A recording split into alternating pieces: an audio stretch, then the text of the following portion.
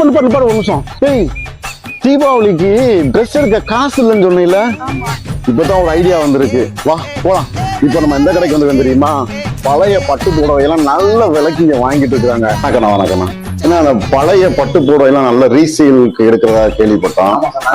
அப்படிங்களா? சரி சரி. இப்ப இவ்வளவு சேல் இருக்கு. இப்ப இவ்வளவு சேல் எப்படி ஒரே ஒவ்வொரு சேலும் ஒவ்வொரு நம்ம பிரிச்சு தரம் பார்த்து தான் எடுப்போம்.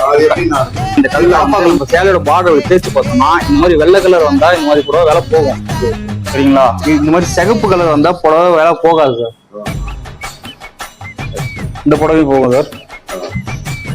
இந்த புடவையும் போகும் சார்.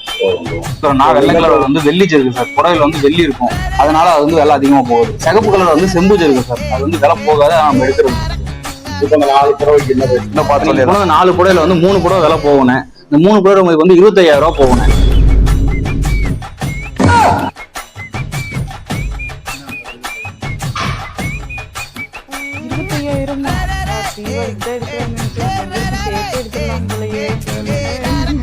எப்பப்பா ரொம்ப நாள் பட்டு புடவை கட்டாம பீரோக்குள்ளே அடங்கி கிடந்துச்சுங்க. இன்னைக்கு அதை விற்க போய் நல்லா காசு எடுத்து தீபாவளியும் ஜாலியா செலிப்ரேட் பண்ண போறோம். இந்த கடையில என்ன ஸ்பெஷாலிட்டின்னு பார்த்தா பழைய பட்டு புடவை மட்டும் கிடையாது. கிழிஞ்ச ரூபா நோட்டுக்கு 2000 நோட்டு இருந்தாலும் சரி, 500 நோட்டு அந்த என்ன நோட்டுனாலும் வாங்குறாங்க. இந்த கடை உங்களுக்கு எங்க இருக்குன்னு தெரியுமா? நம்ம காந்திசில இருந்து அப்படியே லெஃப்ட் எடுத்தீங்கன்னா பூர்விகா இருக்கும். பூர்விகா செல்போன் கடைக்கு ஆப்போசிட் வாங்க, காமாட்சி பட்டு சென்டருங்க.